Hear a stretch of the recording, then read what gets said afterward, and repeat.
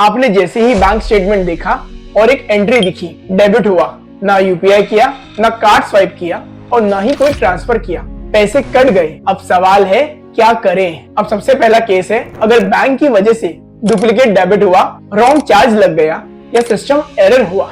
RBI की guideline के हिसाब से अगर सिंपल बैंक एरर है तो पैसा नेक्स्ट वर्किंग डे में रिवर्स होना चाहिए। इसको T+1 डे कहते हैं। लेकिन अगर अनऑथोराइज्ड ट्रांजैक्शन है या फ्रॉड का केस है जहां इन्वेस्टिगेशन जरूरी होती है तो मैक्सिमम 10 वर्किंग डेज। अब इम्पोर्टेंट बात यह है कि ये 10 दिन का काउंट ट्रांजैक्शन के दिन से नहीं, जिस दिन आप कंप्लेंट रिपोर्ट करते हो उस दिन से स्टार्ट होता है। अगर इस टाइमलाइन के बाद भी डिले होता है तो बैंक को इंटरेस्ट के साथ रिफंड देना होता है। इंटरेस्ट रेट होता है उसी सेविंग अकाउंट का जिस अकाउंट में आपका पैसा डेबिट हुआ है। अब दूसरा केस, ईएमआई या सब्सक्रिप्शन का ऑटो डेबिट फेल हुआ लेकिन अमाउंट कट गया। यहाँ आरबीआई का टाइमलाइन पेमेंट टाइप पर डिपेंड करता है। अगर यूपीआई या कार्ड से ऑटो डेबिट फेल हुआ तो रिफंड नेक्स्ट वर्किंग डे यानी T+1 डे में आना चाहिए। अगर नाच या स्टैंडिंग इंस्ट्रक्शन है तो रिफंड 5 वर्किंग डेज के अंदर आना चाहिए। ना सर्विस मिली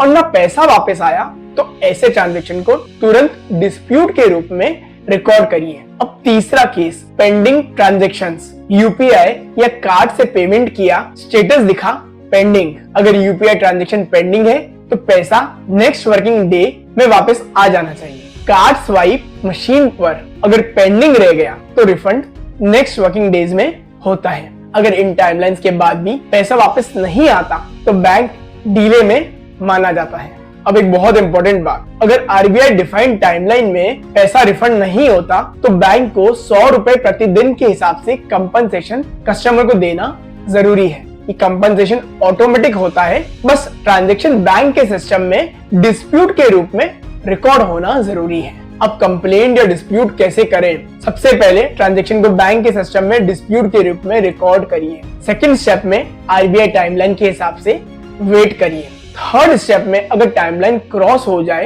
तो बैंक के ग्रीवेंस सेल में कंप्लेंट करिए। और चौथे स्टेप में अगर ग्रीवेंस सेल में 30 दिन में कोई सॉल्यूशन नहीं मिलता तो आरबीआई ओम्बड्समैन के पास जाइए।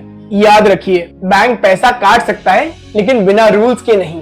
आरबीआई ने टाइमलाइंस फिक्स की है, इंटरेस्ट और कॉम्पनसेशन के रूल्स बनाए हैं और कस्टमर को प्रोटेक्शन दिया है। ऐसे ही सिंपल वीडियोस में हम सीखेंगे बैंकिंग के बेसिक्स। लाइक, शेयर और सब्सक्राइब करना मत भूलना। मैं हूं सीए अल्पित भंडारी और ये है द बैंकिंग ब्रीफ।